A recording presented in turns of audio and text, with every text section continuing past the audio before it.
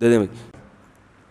مفتی صاحب ایک ہندو کا سوال ہے کہ ایک انسان 60 سال تک شرک کرتا ہے تو قیامت کے دن اس کو سزا بھی 60 سال ملنی چاہیے، جبکہ مسلمان کہتے ہیں کافر ہمیشہ کے لیے جہنم میں رہے گا.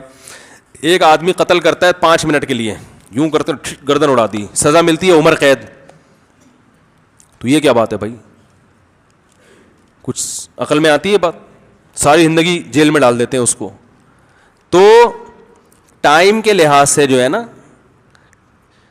ٹائم ایک الگ جنس ہے، سزا کی نوعیت ایک. دیکھیں دو ایک جیسی جنس کی چیزیں ہوں گی نا تو ان میں مساوات ہوتی ہے. جیسے ایک تھپڑ کی سزا ایک تھپڑ، ایک کی تھپڑ کی سزا 2 تھپڑ ہوگا تو وہ کیا ہو جائے گا؟ غلط ہو جائے گا. لیکن ایک تھپڑ کی سزا 1 مہینے کی جیل بھی ہو سکتی ہے، 2 مہینے کی جیل بھی ہو سکتی ہے. دوسری بات یہ کہ تھپڑ کس کو لگا رہے ہو؟ ایک تھپڑ آپ نے ایک بیچارے بنگی کو مار دیا، ایک تھپڑ آپ نے کسی فوج کے آفیسر کو یا وزیر اعظم کو جا کے مار دیا. تھپڑ ایک ہی ہے. بھنگی کے ایک تھپڑ کی سزا 1 مہینے ہوگی، اور کسی بڑے آدمی کو تھپڑ لگا دو تو 1 مہینے سزا ملے گی. ہے بھائی؟ وہ تو بغاوت کا کیس ہو جائے گا آپ کے اوپر.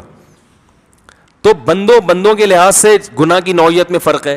تو اسی طرح یاد رکھو، ایک عورت ہے اپنے شوہر سے کہتی ہے، ایک عورت ہے اپنے شوہر سے کہتی ہے کہ مجھے آپ بہت اچھے لگتے ہیں لیکن وہ آپ سے بھی زیادہ اچھے ہیں. شوہر تب جائے گا نا غصے میں. کیا خیال ہے بھائی؟ وہ تو تھپڑ ہی لگائے گا.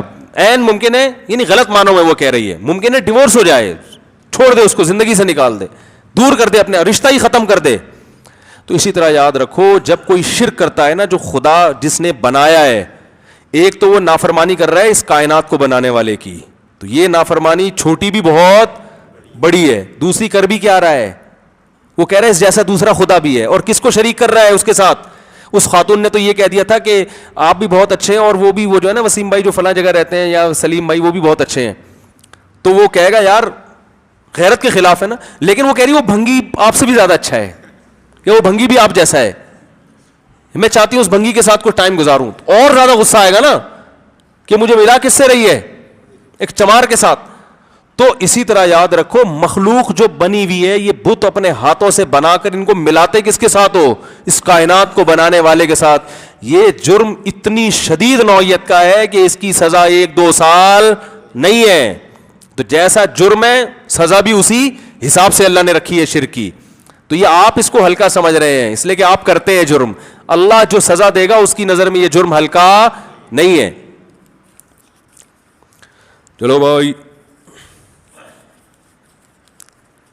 عورت 7 مارچ کے حوالے سے آپ کیا کہنا چاہیں گے؟ وہ میں بہت دفعہ بہت کچھ کہہ چکا ہوں.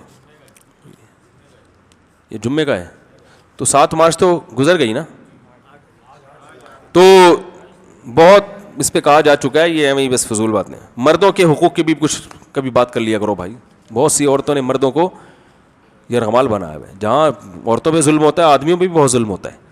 لطیفے بنے ہوئے سارے آدمیوں پہ بنے ہوئے. وہ ایک خاتون گئی نا نفسیاتی ڈاکٹر کے پاس اپنے شوہر کو لے کے کہ ٹینشن میں رہتے ہیں ہر وقت. شوہر نے نیند کی گولیاں، ڈاکٹر نے نیند کی گولیاں دے دیں. خاتون کہتی ہیں ان کو کس وقت کھلاؤں؟ اس نے کہا یہ آپ کھایا کریں، جتنا کھائیں گی جلدی ریکور ہو جائیں گے. تو ڈاکٹر کو اندازہ ہو گیا کہ ان کی وجہ سے یہ ٹینشن میں. تو ایسے بھی کیس ہیں. لیکن ہر طرف دونوں پہ ظلم ہوتا ہے، کبھی عورتوں پہ ہوتا ہے، کبھی آدمیوں پہ ہوتا ہے. دیندار آدمی ظلم نہیں کرتے. اگر وہ ظلم کر بھی رہے ہیں نا تو میں نے دیکھا ہے کہ وہ بے دین لوگ کر رہے ہوتے ہیں. سمجھ رہے ہیں؟ دیندار آدمی تو اللہ سے ڈرتا ہے بھائی، وہ کیوں ظلم کرے گا؟ بے دین لوگ زیادہ کر رہے ہوتے ہیں ظلم.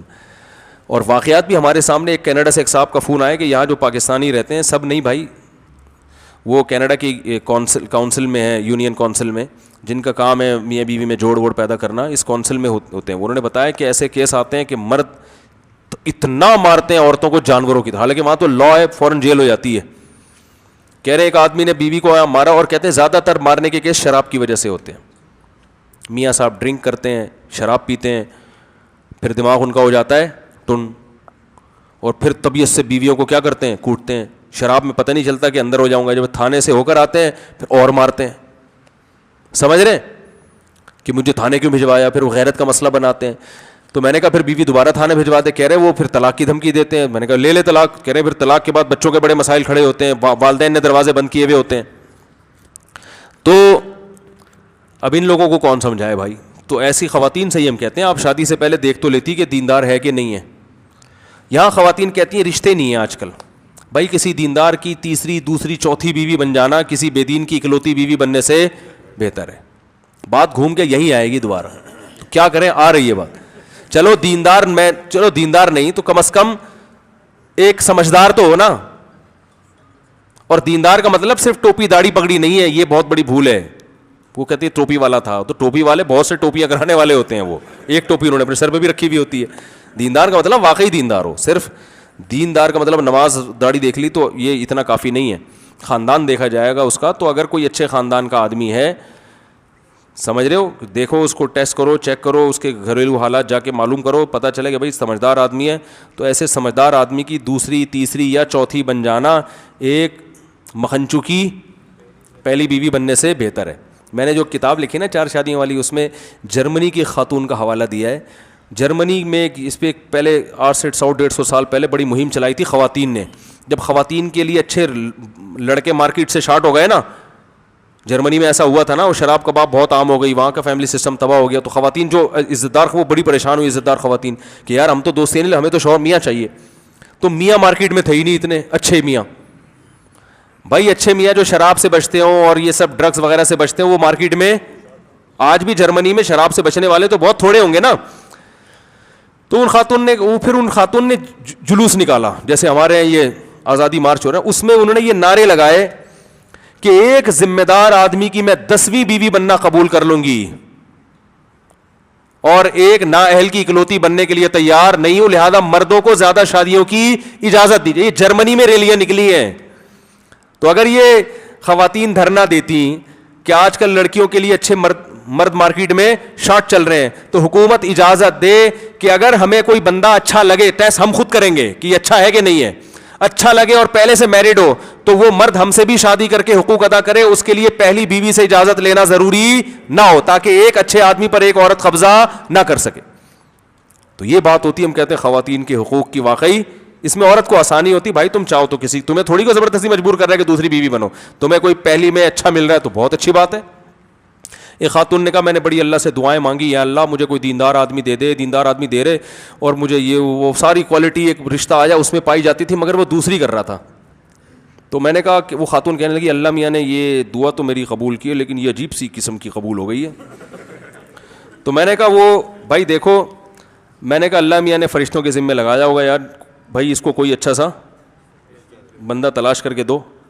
تو فرشتوں کو مارکیٹ میں ملا ہی دوسری شادی والا ہے. بھائی فرشتے کہنے لگے ہوں گے بزبان حال کہ آپ جس قسم کا بندہ چاہ رہی ہیں مارکیٹ میں کنوارے اس ٹائپ کے شارٹ چل رہے ہیں آج کل, فی الحال یہ ملا ہے, اسی پہ گزارا کرو, ورنہ اپنی کچھ کوالٹیاں کیا کرو, کم کرو. پھر اویلیبل ہیں ہول سیل کے حساب سے. وہ کہنی تھا ریلائبل بھی ہو اور دین پہ بھی چلتا ہو اور حقوق بھی ادا کرے اور محبت بھی کرے اور وہ سارے جناب وہ کوالٹیاں. تو میں نے کہا ان فرشتوں کو مارکیٹ میں کوئی شارٹ چل رہے ہیں نا مرد آج کل مارکیٹ میں, کیا کریں. تو اس طرح سے اگر وہ نعرے لگاتی نا تو بہت اچھا کام ہو جاتا. جو شادی شدہ خواتین ہیں بھائی وہ معذرت ان سے. مفتی صاحب آپ نے ایک بیان میں کہا تھا اللہ تعالیٰ حضرت عیسیٰ ابن مریم کو قرب قیامت میں واپسی کے لیے کیوں منتخب کیا, اس کی کیا حکمت ہے؟ یہ بڑی لمبا جواب ہے اس کا, پھر بعد میں.